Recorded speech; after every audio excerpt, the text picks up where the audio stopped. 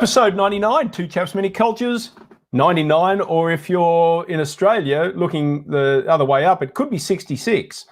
But we're not going to debate that today. We're going to talk about international sports around the world with somebody who knows it quite well, navigating different cultures and different parts of the world when you're coaching elite sports people. Stick around.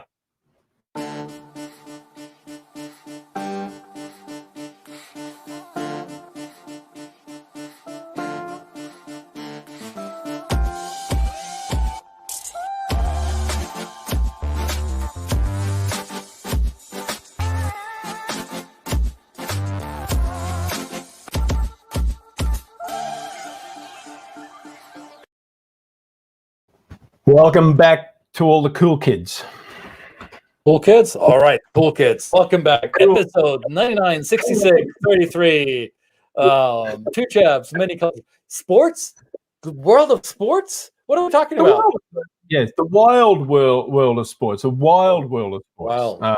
Okay. Yeah, a bit of a play on quite a famous show that I think may even still be on Australia called The Wide World of Sports. But, you know, it was a really something that everybody tuned into on a Saturday morning, and we covered sports from all around the world, let me tell you. You know, this was a show that really it went for hours, and they would cover all kinds of like interesting sports, obviously the Australian sports and all that kind of stuff, but they would cover sports from all around the world. And it was just a great show. So, you know, sports. We make a cultural reference that nobody outside of Australia is. No. Okay. The reason I'm doing that is because we do have a guest from Australia today who would know exactly what I'm talking about. But, you know, and, you know, of course, when we're thinking about our guests, what do we normally do, Kristen? We like people that are suave, sophisticated, experienced, really, really knowledgeable, and just all around good people. You mean the opposite of you and I? Unfortunately, all those people were busy, and we've got Ben. Great intro, mate. Thank you. How are you, mate? Good to see you. Good, mate. Good to see you guys. How are you? Thanks for having me on. Doing fantastically well. Thank you very much for joining us. And where are you joining us from today? Oh, I'm joining you from Oceanside, California. I'm just in the last parts of packing and heading off for my major part of my year, which is being based out of Colorado for about 4 months as we get our season off and going for our World Cups and professional events, and fingers crossed we'll be okay this season. Been an interesting when one, you say your season, then I would suspect, going by the image of our show today, it has something to do with snow crystals and mountainous inclines. That is correct, mate. Okay, I'm one of the older ski and snowboard coaches out there, I guess. Been doing this for about 23 years. So I work with Olympians, professional athletes in both skiing and snowboarding. So it's been a very fun career. So that's what originally got me over to the United States as an instructor, and got married. Wasn't married anymore. Had 2 kids, and I've been here for about 20 years. So yeah, it's been a lot of fun. Now, for those of you watching the wide world or wild world of sports, obviously it's clear to everyone around the world that the typical sport that Australians are really good at is skiing, cross-country skiing, snowboarding, maybe curling, everything with has to do with cold weather, right? That's typically Australian, right? Exactly. Yeah, 11 months in the snow, mate. Yeah, actually, believe it or not, we're probably one of the very successful ski countries, believe it or not. We've got a great snowboard team, great aerials team. We've won 3 Olympic medals. We've had multiple world champions. I was lucky to coach a couple of them, which was fun in the last part of their career, and we're doing okay. And we also had Steve Bradbury, you know, that won the gold in Salt Lake City in speed skating. So we've done okay for a little island nation, mate. Yeah, we've quite a punch above our weight in that area. We definitely do. Yeah, very strange, because we meet people, and no doubt Ben has the same experience, and people say, "Does it even snow in Australia?" And well, it does in certain areas. People we're not crazy enough to live in this stuff. You have to go up and make it a destination. But yes, we have a little bit of snow, but it does. It's interesting, isn't it, Ben, that for a place that really is not known for it, we do punch above our weight for a small island in those areas. What do you think that's down to? I think for Australia, mate, we're naturally pretty athletic country. You know, we've always had for board sports and things like that, and you know, and we've got you know, we've got good government funded sport generally in Australia, like a lot of nations have. So we've got good investment from the government, from the Australian Winter Institute of Sport. It's funny, my kind of major deal now is working for Great Britain. Believe it or not, one of my, you know, I look after their ski half-pipe team, and even there we've got 17-year-olds that just won World Cups last year, and we've got guys that are favourite for the Olympics coming up. So it's funny how these smaller nations with funded sport are actually starting to really go well. You know, I think one of the weirdest things, obviously, Norway's is a pretty alpine nation, but they've only got a population of 19 million, something like that, and they swept the results in the last Olympics, you know, in winter sports. So it's interesting how it goes, and Australia's just a sporting nation that gets behind everything. Yeah, you made that point, Ben, and I think this is something that has to do with culture. And I might be off here, but I'm just asking a devil's advocate question.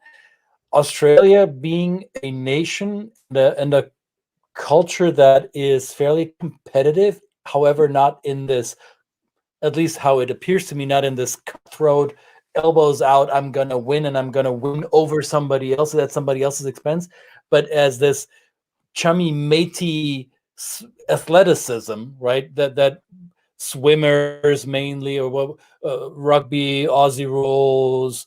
Yeah, some might say cricket, maybe. So some of the sports that we associate with Australia when we first think of Australian sport, even soccer, right? The Socceroos.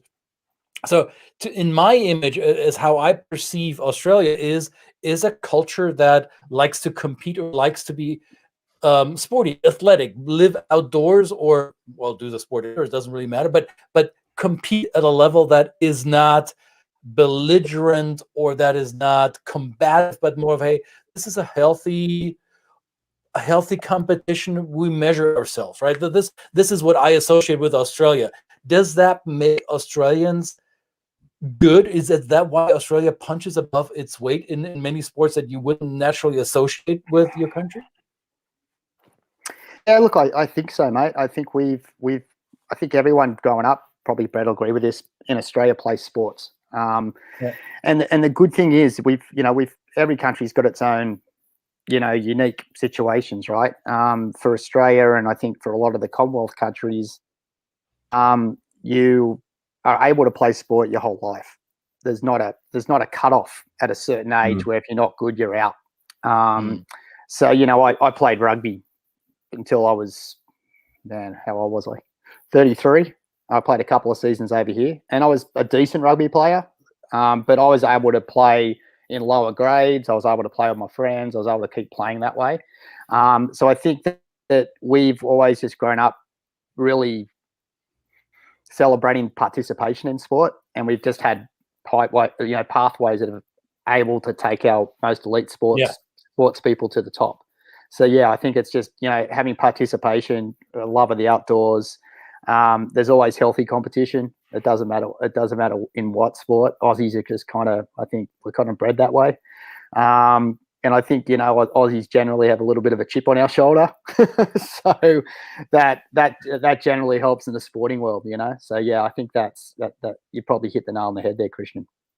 Well, speak to that in terms of your coaching approach then. Do you take that chip on the shoulder, and you don't mean that obviously in a negative sense, there is that. Not at all.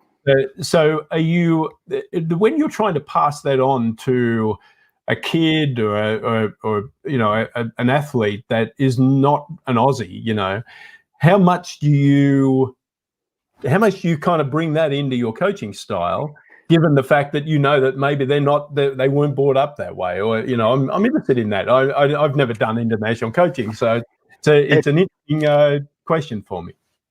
Yeah, man, and I'll tell you, I made a ton of mistakes early because I was like, how I was raised, it was like, if you're not hurt, keep going, you know. Right.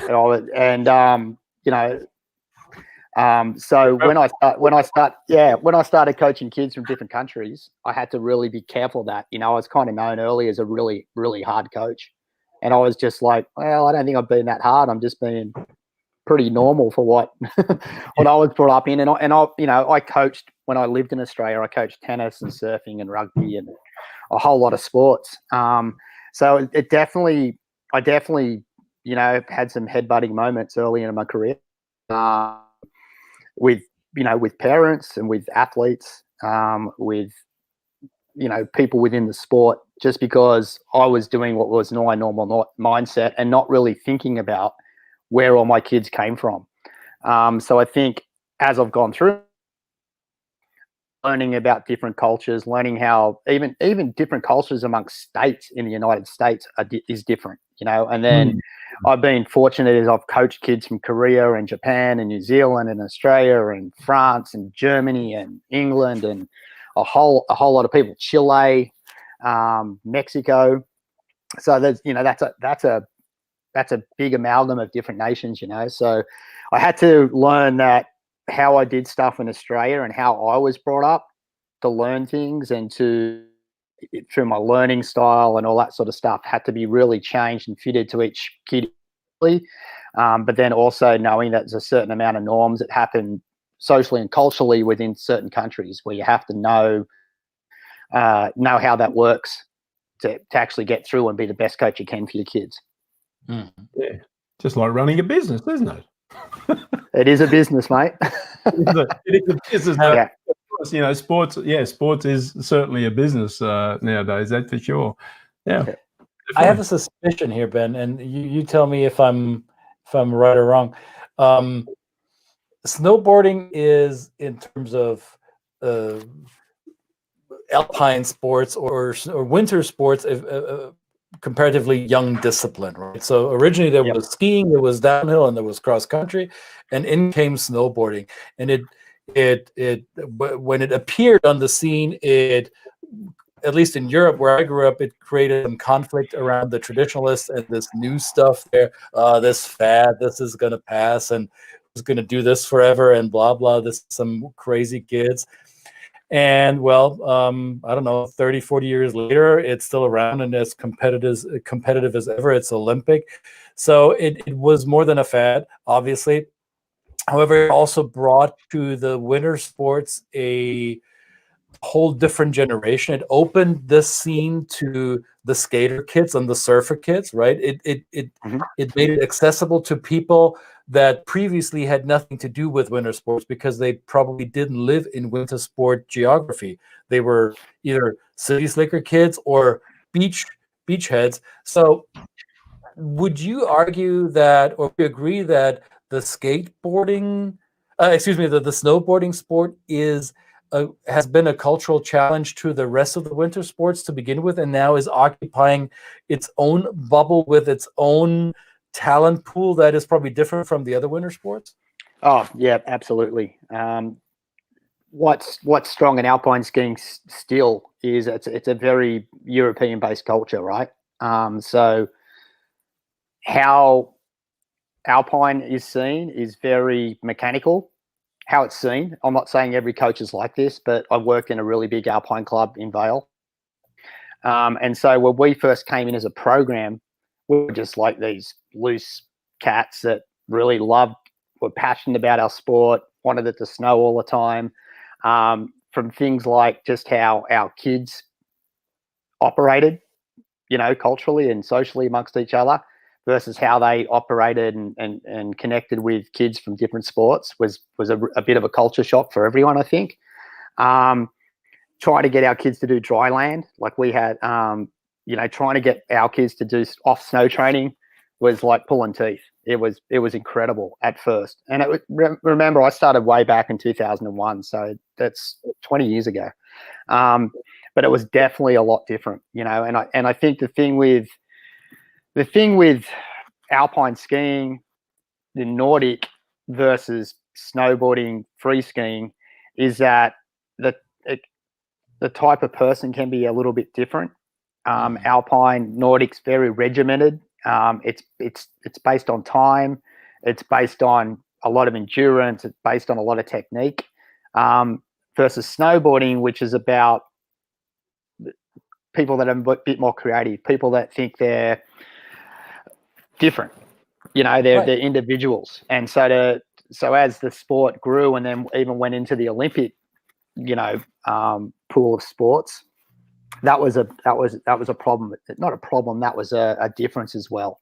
You know, you got a group of very individual people that see the creative side of snowboarding and free skiing and surfing and skateboarding going through it now with the Olympics as well. They're both in the Olympics too, versus those more traditional sports, you'd like to call them. So it was definitely a difference originally. I think what we've seen now with snowboarding being in the Olympics for such a long time, it was in there 1998, that most of our best guys now have got dry land, off snow programs, nutrition, maintenance programs, wax techs, the whole deal. They're pretty much everything that all the alpine guys do now. There's still that, obviously there's still the creativity, there's still the acrobatic part of the sport.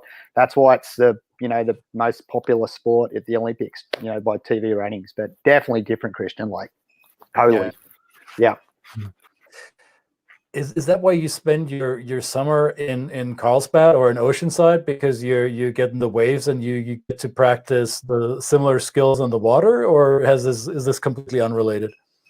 My background was surfing, so I was a failed competitive surfer. So I think it's more just for my mental health, mate, that I've moved out here. But to be honest, it's just more central for me out here. So we're on, now we're on snow from May. We go from May to April every year, pretty much. So just gives me a break being out here and surfing. And a lot of my kids are getting into surfing now, which is great. A lot of my athletes, so that's cool. So I take them surfing occasionally. That's fun. So what you use the term dry land a bit. So what is a dry land program? I mean, in terms of its relationship to coaching and building abilities for the snow. So dry land is anything off snow. So it can be anything from strength training, power, agility, acrobatics. So we do a lot of stuff on trampolines. We do a lot of gymnastic stuff. We try and peak our guys so that in summer they're a little bit more in the gym. They're a little bit more working on physical fitness, versus when we get into the season like we are now, we're talking about maintaining that fitness as we go through, and it's more of a concentration on, on snow stuff. So yeah, that's all dry land means, just off snow training. Very cool. And you said you're about to head up to Vale. You're heading back to the fields, and so this is preparing. What events are you preparing coming up in the next? How far do you think out in terms of your planning for these kind of things when you're building an athlete program? We have.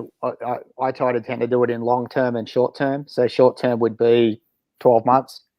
Long term, I base it around every Olympic cycle, so it's 4 years out. So yeah, so it takes a lot to plan. Obviously, we're determined by what the weather does. So you're always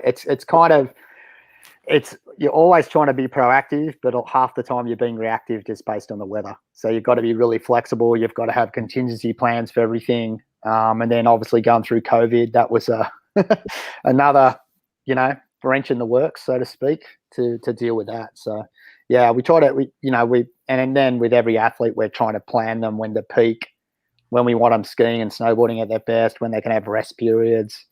Yeah, so there's quite a lot that goes into it. Cool. Without sounding too much like a nerd. I'm curious what it is like for somebody. And first of all, let me bench this question. Did you ever compete at an Olympic level yourself? No. So what is it like to prepare athletes for a level of proficiency or skilledness or talent that you were not able to get to it for whatever reason? That it's not about you having a chip on your shoulder, but how do you navigate yourself as an athletic coach in an arena that you never entered as an active athlete, but that you're now preparing other athletes to perform in? I'm having trouble imagining that. I'm curious. No, good question, man. I think Look, it's, I tend to throw coaches in with, with teachers in a lot of ways. Coaching's an art form. It's an apprenticeship. And what you do as a coach, you develop as a coach as your athletes develop as well. So when you're talking about lower athletes, you're really talking about technique and teaching them tricks and all that sort of stuff. When you're talking about athletes at the highest level, our job's just to take as much as we can off their plate so they can concentrate on what they need to do to perform at the highest level. So, it's, you go from being a coach to a facilitator to dealing with sponsors to dealing with national governing bodies to a whole lot of stuff. A lot of it comes with like any job experience. It's funny seeing snowboarding and skiing as a job because everyone goes, it's the coolest job ever. And I'm like, it is. But, I work just as hard as most other people, probably harder in a lot of ways. So I'm always looking at what the rest of the world's doing. I'm always having to, I can't even say the word, probably prognosticate where the sport's going to go and where my guys need to go and what can they have that's different from everyone else. So it's a really good question, Christian, because it's funny. There's a lot of the best coaches in sport generally. A lot of them have never done it at an elite level.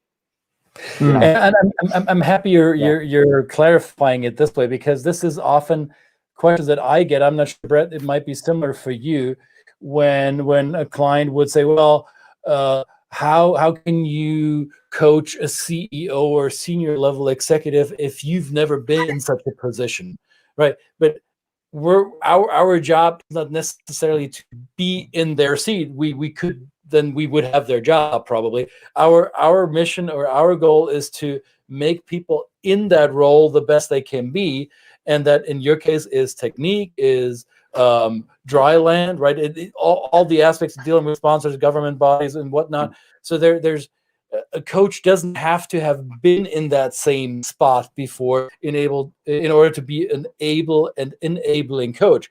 That's a different role than, let's say, a mentor who has been there and is pushing the elevator for somebody else to reach that level. That's a different role. A coach doesn't have to have been in that same position as the coachee. So yeah, I'm happy to hear that. Yeah, and look, mate, a lot of it's advocacy, right? You've got to be an advocate for your athlete. You've got to, you've got to know the sport inside and out. You've got to know rules. You've got to know waxing. You've got to know temperatures. You've got to. There's so much that goes into it, and it's much like you were saying, training CEOs, right? As a head coach or a program director, you're a leader, and you've got to know about coaching styles and learning styles and what makes the kids tick. And there's, the biggest part that I think a lot of coaches miss is the sports psych side about, what are the performance triggers? How do we help them visualize? How do we help them plan out runs? How do we help them cope with stress? How do we help them cope with depression, cope with mental issues, cope with COVID? I'm sure I work corporately in Australia, so I know that a lot of the skills I learned corporately, a lot of skills I've learned in coaching, they merge. There's no real difference. It's just I'm lucky to work in sports. Yeah, well, I mean, I use a lot of sports. I know Christian does too. Sports as a metaphor when we're working with clients. We use different sports to peg approaches to managing teams, motivating people, and things like that. So they're really never far away from each other. That's why I think a lot of organizations like sporting figures to come in and be motivational speakers for their people. I think they understand the struggles that go with it, and can bring that perspective. And of course, it brings fun, right? The sports part of it brings fun. So I think, I'm jealous too, mate. I think you've got a great job. I want it. Maybe you can teach us to come when we come up there. You can teach us to. I hated snowboarders. Like when I was skiing, I'm getting back to what Christian said before. The snowboarding came along and we hated them. So it was like these snotty nosed little kids who were shooting across People are scared of stuff they don't know, mate. People are scared of things that are different. It's kind of a bit of an it's kind of a bit of an analogy for what we're going through, man, in the world and definitely in this country, right? I like that, Ben. That was a burn right there. Yes. Yeah. But a good one. I think that's right. You know, I worked with some clients today, and they were identifying the struggles in the country at the moment, you know, and what the mindset that they've had to do to navigate this. And said, you know, like when we move to our new country, you know, we figured that we've got some good training in this. Yeah. And there we go. We got somebody who's this. Yeah, one of your fans, I guess, Benny. You've been called Benny, somebody who knows you. He's probably got one of his kids to dial in, you know. Yeah, probably. Yeah. Stacking the deck, mate. I'm just as guilty as Brett because I used to grow up on a pair of skis, right? So I grew up in the mountains. Yeah. So when the snowboarders came along, I was like, oh, who are these kids? And this is going to go away soon, and they're going to get hurt. Yeah. And no, I'm not trying this. And mainly, and I will admit that I've always been. To this day, I don't know how to skateboard. I don't know how to surf. I have balance issues, I guess. So snowboarding was never attractive to me to begin with. And that's why I maybe rejected those who did, who were had the audacity to be on my slope where I do the classic good kind of skiing, right? So, but then I think as the sport evolved, as it developed some big names, the Shaun Whites, right? So as those folks came along, it became quite more attractive to me, more as a spectator. I still don't want to try it, but I have the highest respect now. Yeah. And I think that's, I think generally, like we're talking about, cultural differences amongst countries and how sport can bridge that, right? I think it's just a matter about us learning about what it is, and having an open mind to embrace it and say, hey, it's different, but it's still cool, And we had to do that with my guys. My guys said, oh, all these alpine skiers, man, some of the nicest kids I've ever met have been alpine skiers. And my kids, my athletes started going, hey, man, they're really cool cats. I'm like, yeah, dude, they get down the hill different than you. That's it. Mm-hmm. That's it. They have, they have the same, the same issues in life as you do.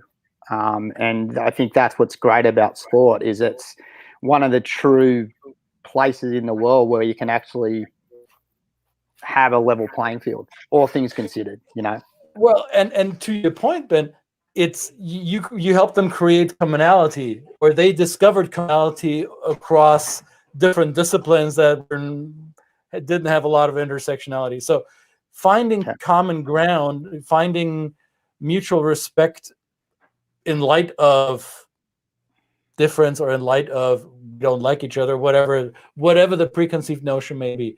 So you're an interculturalist, Ben. Did you know that? Well, I hope so. Yeah. I think, I think, we tend to, it's the great thing about kids is too, man, they don't tend to overcomplicate things. We tend to do that as adults, right? We tend to make, mountains out of molehills and stuff like that. And I think what's great about sport is that if you're an old dude like me, 51, and I still snowboard, and I've got some really good skier friends and I'll go out with them, but then I see my young rippers ripping up as 13-year-olds, there's, like you said, Christian, there's commonality, and I think life experience is one of the biggest things that sport brings. Does that make sense? I think if you've had and that's why I think,